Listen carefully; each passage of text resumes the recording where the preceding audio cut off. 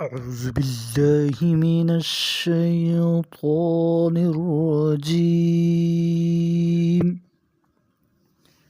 میں اللہ عز و جل کی پناہ مانگتا ہوں شیطان مردود سے۔ بسم اللہ الرحمن الرحیم۔ اللہ کے نام سے شروع جو بہت مہربان رحم کرنے والا ہے۔ خیرکم من تعلم القرآن وعلمہ۔ تم میں سے بہترین وہ لوگ ہیں جو خود قرآن سیکھتے ہیں اور دوسروں کو بھی سکھاتے ہیں۔ وَأَوْفُوا بِعَهْدِ اللَّهِ إِذَا عَاهَدتُّمْ وَلَا تَنقُضُوا الْأَيْمَانَ بَعْدَ تَوْكِيدِهَا وَقَدْ جَعَلْتُمُ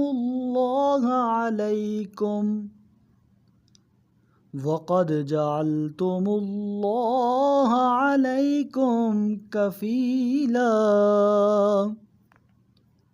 إِنَّ اللَّهَ يَعْلَمُ مَا تَفْعَلُونَ۔ اور جب تم عہد کرو تو اللہ سے عہد کو پورا کرو اور قسموں کو پختہ کرنے کے بعد نہ توڑو، جب کہ تم اللہ کو اپنا ضامن بنا چکے ہو۔ جو کچھ تم کرتے ہو یقیناً اللہ اسے جانتا ہے۔ وَلَا تَكُونُوا كَالَّتِي نَقَضَتْ غَزْلَهَا مِن بَعْدِ قُوَّةٍ أَنكَاثًا تَتَّخِذُونَ أَيْمَانَكُمْ دَخَلًا بَيْنَكُمْ أَن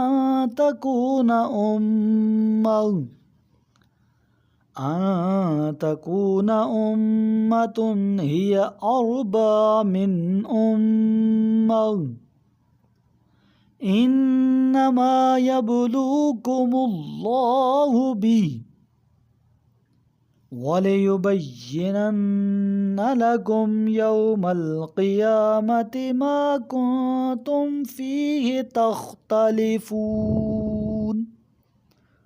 اور تم اس عورت کی طرح نہ ہونا جس نے پوری طاقت سے سود کاٹنے کے بعد اسے تار تار کر ڈالا۔ تم اپنی قسموں کو آپس میں فساد کا ذریعہ بناتے ہو تاکہ ایک قوم دوسری قوم سے بڑھ جائے۔ اس بات کے ذریعے اللہ یقیناً تمہیں آزماتا ہے اور قیامت کے دن تمہیں وہ بات کھول کر ضرور بتا دے گا جس میں تم اختلاف کرتے رہے۔ وَلَوْ شَاءَ اللَّهُ لَجَعَلَكُمْ أُمَّةً وَاحِدَةً وَلَكِنْ يُضِلُّ مَن يَشَاءُ وَيَهْدِي مَن يَشَاءُ وَلَتُسْأَلُنَّ عَمَّا كُنتُمْ تَعْمَلُونَ۔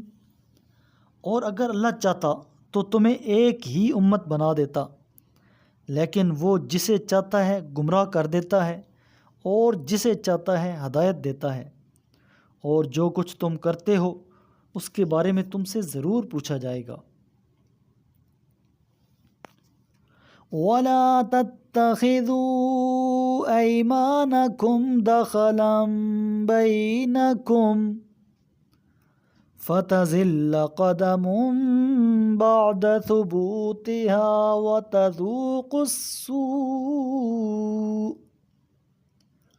وَتَذُوقُوا السُّوءَ بِمَا صَدَدتُّمْ عَن سَبِيلِ اللَّهِ وَلَكُمْ عَذَابٌ عَظِيمٌ۔ اور تم اپنی قسموں کو اپنے درمیان فساد کا ذریعہ نہ بناؤ کہ قدم جم جانے کے بعد اکھڑ جائیں اور راہ خدا سے روکنے کی پاداش میں تمہیں عذاب چکھنا پڑے، اور ایسا کیا تو تمہارے لیے بڑا عذاب ہے۔ وَلَا تَشْتَرُوا بِعَهْدِ اللَّهِ ثَمَنًا قَلِيلًا إِنَّمَا عِندَ اللَّهِ هُوَ خَيْرٌ لَكُمْ إِن كُنتُمْ تَعْلَمُونَ۔ اور اللہ کے عہد کو تم قلیل معاوضے میں نہ بیچو، اگر تم جان لو تو تمہارے لیے صرف وہی بہتر ہے جو اللہ کے پاس ہے۔ ما عندکم ینفد وما عند اللہ باق وَلَنَجْزِيَنَّ الَّذِينَ صَبَرُوا أَجْرَهُمْ بِأَحْسَنِ مَا كَانُوا يَعْمَلُونَ۔ جو کچھ تمہارے پاس ہے وہ ختم ہو جائے گا، اور جو کچھ اللہ کے پاس ہے وہ باقی رہنے والا ہے، اور جن لوگوں نے صبر کیا ہے ان کے بہترین اعمال کی جزا میں ہم انہیں اجر ضرور دیں گے۔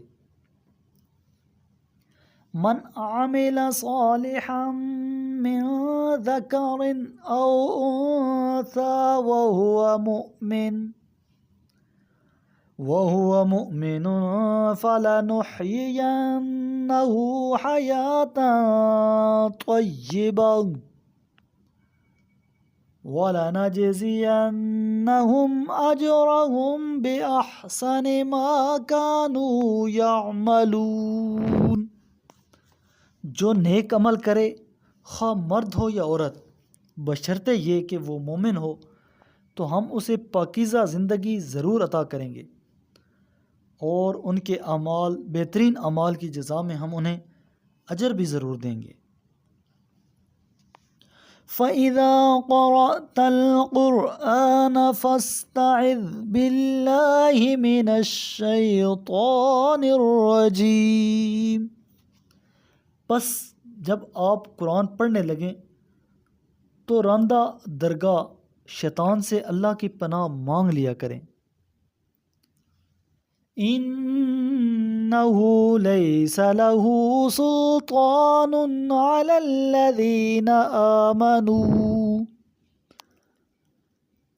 الَّذِينَ آمَنُوا وَعَلَى رَبِّهِمْ يَتَوَكَّلُونَ۔ شیطان کو یقیناً ان لوگوں پر کوئی بالادستی حاصل نہ ہوگی جو ایمان لائے ہیں اور اپنے رب پر توکل کرتے ہیں۔ انما سلطانه على الذين يتولونه والذين هم به مشركون۔ اس کی بالادستی تو صرف ان لوگوں پر ہے جو اسے اپنا سرپرست بناتے ہیں اور جو اللہ کے ساتھ شریک ٹھہراتے ہیں۔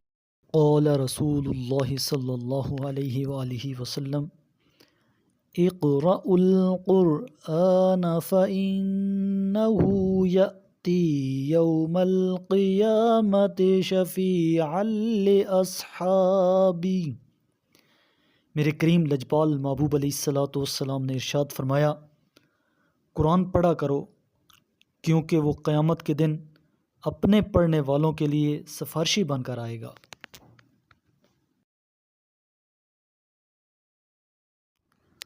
صدق اللہ العظیم۔